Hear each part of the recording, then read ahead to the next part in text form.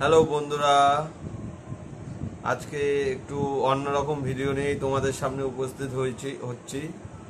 সবসময় তো আমার খাবার ভিডিও বা কোনো ফানি ভিডিও দেখো, আজকে একটু কন্ট্রোভার্সিয়াল ভিডিও নিয়েই আসছি। হ্যাঁ, নাও বুঝতে পারলে গরুর মাংসের কেস, মানে বুঝতে পারছো কার কথা বলতে যাচ্ছি। সুদীপা ভট্টাচার্যের কথা, একদমই ঠিক। দিদিভাই তো অনেক কথাই বলেছিল লাইভে এসে যে আমার যারা যারা এইসব প্ররোচনা দিচ্ছেন, ইসে করছেন, তাদের এগেনস্টে আমি কেস করব, কেস লিগাল নোটিশ খাওয়ার জন্য বসে থাকুন। তাহলে আপনি দেখুন, দিদিভাই নিজের সোশ্যাল মিডিয়া ট্যাগে ইনস্টাগ্রামে ব্রিফ খাওয়ার ইসে কিভাবে পোস্ট করেছে। একটা হিন্দু হয়ে সে ওনার ব্যক্তি স্বাধীনতা, উনি কি খাবে না খাবে তাতে আমাদের কোনো ব্যাপার না, কিন্তু বলবে কেন? যাই হোক, উনি ওপার বাংলায় গিয়ে প্রোগ্রাম করেছেন, সেই ব্রিফ নিয়ে, সেটা ওনার ব্যক্তিগত বিষয়, সেই বিষয় নিয়ে আমরা বলছি না। কিন্তু উনি আমাদের আপামর বাঙালি সমাজকে অপমান করেছে যে ফ্রিজ পরিষ্কার করা। আরে উনি ওরকম নোংরা মানসিকতার বলে কি আমরাও কি তাই? আমরাও কি ওনার মতন? হ্যাঁ, বাড়িতে অতিথি মানে আমাদের ধর্মে অতিথি নারায়ণ, আমরা নিজেরা না খেয়ে অতিথিদের সেবা করি। আর সেইখানে বলছি অতিথি আসলে আমি ফ্রিজ পরিষ্কার করি।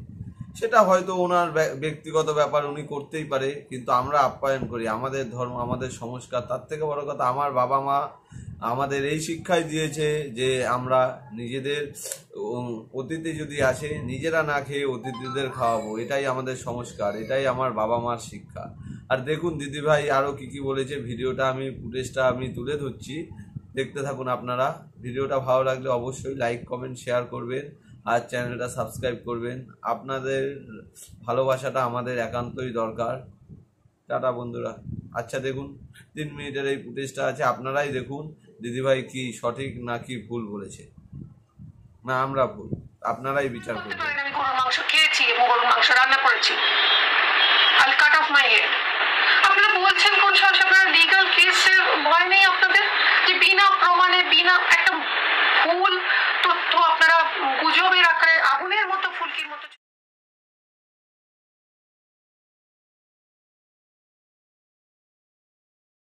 কুকিং প্রসেসটা স্টার্ট হয়ে যাচ্ছে, কারণ তোমার হাতের টেম্পারেচার, উষ্ণতাটা, উত্তাপটা ওর মধ্যে মিশছে।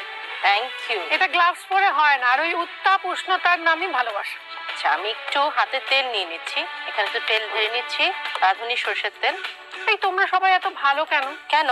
তোমরা অতিথি আপ্যায়ন করতে খুব ভালোবাসো। এটা অবশ্য সত্য কথা। আচ্ছা, আমাদের তো হয় সব গেস্টকে আমার সবসময় পছন্দ না, মনে হয় কখন যাবে। অতিথি তুমি কাপ যাও। না না, আমরা এটা কখনোই মনে করলেও আমরা এটা প্রকাশ করি না। আচ্ছা, কখনো তুমি গেস্ট এসছে ফ্রিজ পরিষ্কার করেছো? আমি করেছি। গেস্ট এসে ফ্রিজ পরিষ্কার করেছো না? তুমি ভালো মানুষ, তাই বুঝতে পারছো না বিষয়টা কি। ধরো গেস্ট এসছে, সেই গেস্টের জন্য আমার রান্না করতে ইচ্ছে করছে না, আর আমার তো খাটবো না, আমি জানি আমার নামে নিন্দে করে বেড়াবো। হ্যাঁ, তো সেই জন্য আমরা যখন ফ্রিজে যা যা খাবার বেঁচে বুঝে আছে সেগুলো সুন্দর করে সাজিয়ে দিয়ে দিই, আর দেখে মনে একটা দারুণ প্ল্যাটার দিয়েছি। সত্যি সত্যি ফ্রিজ পরিষ্কার হয়ে গেল, মানে ওই খাবারগুলো কেউ খেত না, আমরা এরকম দুষ্টুমি করেই থাকি। মানে নতুন করে রান্না করতে হয় না। করবো কেন, ফ্রিজ সাফা করে দাও। হ্যাঁ, ফ্রিজ পরিষ্কার করে দিলাম। আমার বাড়িতে ঈদের সময় মাস্ট, ঈদ বলে না, যে কোনো স্পেশাল ডেতে আমার রান্না করতেই হবে। হ্যাঁ, আমার ভালো লাগে। ভালোবাসে তোমার হাতের রান্না? আমার বাবা খুব ভালোবাসতেন, তিনি এখন নেই। আমার মাও ভালোবাসেন, আমার বোন। কৃতজ্ঞ ওপার বাংলার বাঙালিরা। এটাই তুমি বলছিলে। কেন বলতো? তার একটা কারণ, যখনই বিদেশে যাই না, ওই যে বাংলাদেশি খাবার এখানে পাওয়া যায়, আর সেই যে বাঙালির রান্নাকে বিশ্বের দরবারে কিন্তু পৌঁছানোর কৃতিত্ব পুরোটা বাংলাদেশিদের একা।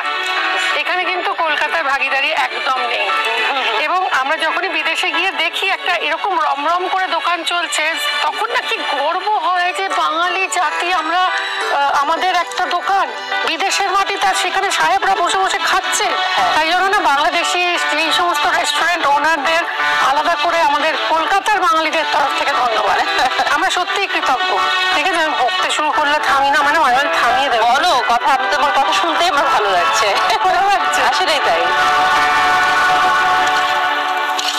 ঘি ব্রাশ করবো। হ্যাঁ, ওটাই হয়ে যাবে। এটা না তাওয়া হলে ভালো হয়, কিন্তু ফ্ল্যাট তাওয়া, ধোসা টোসার তাওয়া যেরকম হয় ওর। আচ্ছা, এখন তোমরা ধোসা খাও?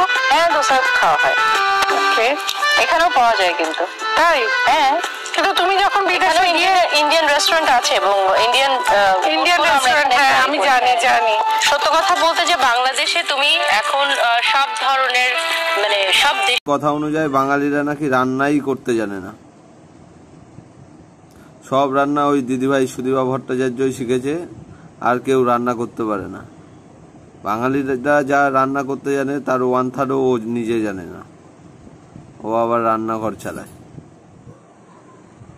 উনি এরকম বলেছে বলে যারা যারা গালাগালি করছো দিদিভাইকে, আমি তাদের উদ্দেশ্যেও বলতে চাই, সেটা আপনার নিজের পরিচয় আপনি তুলে ধরছেন কাউকে গালাগালি করে।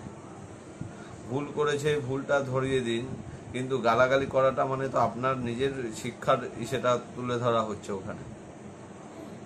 তাই যারা যারা গালাগালি করছেন বা উল্টোপাল্টা কমেন্ট করছেন, এটা তাদের নোংরা মানসিকতা, আর কিছুই না। তাদেরও একটু ডাক্তার দেখানো দরকার।